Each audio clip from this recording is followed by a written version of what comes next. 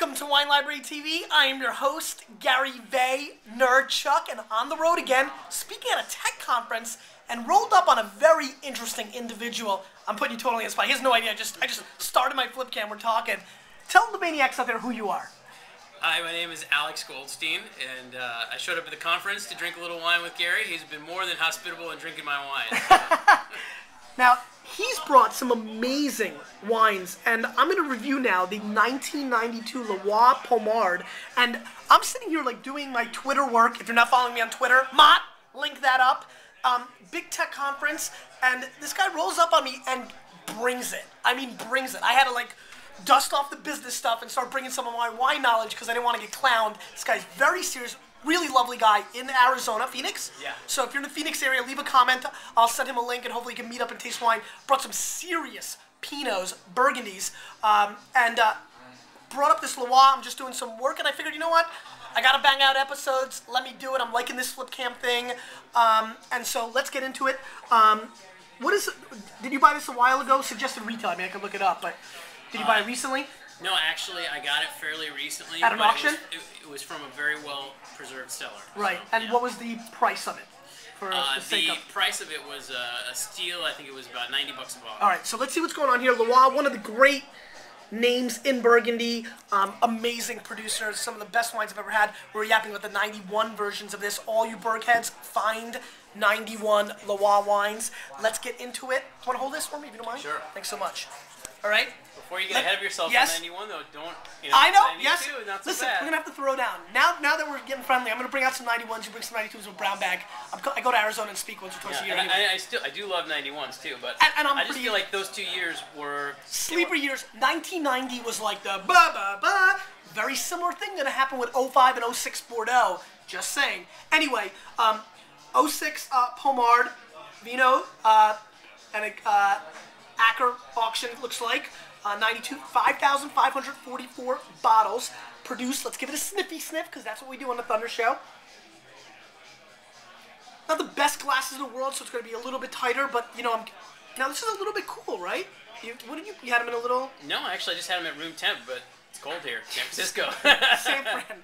What is it like, the coldest, what did Twain say? I'm trying to remember. The coldest winter I ever spent was a summer in San Francisco. Yeah, there you go. Pulled that one out. Anyway, good ripe red fruit. I get a little bit of a cranberry play on the nose, which I think is quite interesting. You know, that classic earthiness, bright fruit. A little bit like, I wouldn't call it cinnamon stick, but there's a little spice thing going on. Let's give it a whirl.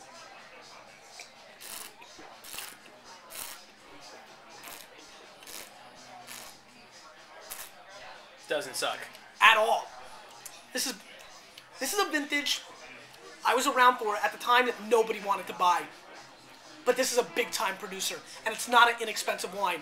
Big, ripe red fruit, the almost like small strawberry component, a little floral action to get the rose petal in the mid-palate, which I think is exceptional. Bright, still has 4 to 7 years worth of tannins in it, that it's going to be really at this stage, even maybe a little bit more beautiful. Great length, would go amazing with duck. Just an absolutely quintessential, wouldn't you say textbook Burgundy? It is textbook. Why don't you jump in here a little bit, because what do you think? Well, I've always been really fond of this because I was told by somebody who knows a lot more than me that this was Lou Bizet-Leroy, who's the producer. Sure. This was her first vineyard. So even though this isn't the Grand Cru and the Yep. big show, that this is her love. And so And have you met her? had an affinity. I haven't had the pleasure of meeting her. But So I got to, if you're watching, I got to meet you at the Lauber tastings when I was a very young boy, and I was probably wearing a Jets jersey, so you weren't super cool to me, but then we warmed up to each other. She's pretty amazing, one of the great producers in the world. she is, but I have had the pleasure of dining several times with her importer in the U.S., Martine Saunier. Okay. Who's a lovely Yep. woman and extremely knowledgeable. And you know, what's interesting to me about this wine is that it's a 1992 Pinot, but it has so much life left in it. It is an absolutely beautiful wine, and I would call it textbook.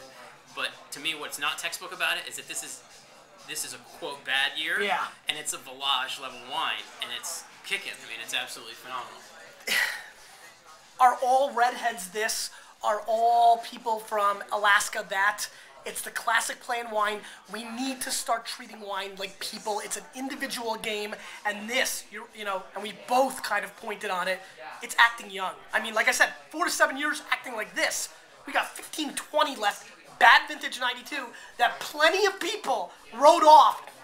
When this came out, do you know how many people said this wine would be dead by now? Oh, yeah. Baby City, my friends. Great lusciousness. I'm going to score this wine 92 plus points. I enjoy it quite a bit. I think it would go immensely well with a variety of different foods, even climbing the ladder to big, big game and fare. And the length on the finish, I'm still tasting this floral intensity that I think is spectacular. It's always fun to do older wine. And 92 is not super old, but plenty old enough to have a little fun with, and I can't thank you enough. So, you're an unofficial guest of Wine Library TV. Thank you very much. The guest always gets to ask the question of the day. They'll leave comments below. It could be about life, it could be about wine. Ask the maniacs out there the question of the day. Yeah, everybody gets caught. You couldn't give me a heads up No, here? we don't do that. All right. What are you going to do in 2009 to make this the best year of your life? I like this dude. You, with a little bit of me, and awesome dudes that show up out of nowhere at tech conferences and pour crazy wine like him and ask profound questions. We are changing the wine world.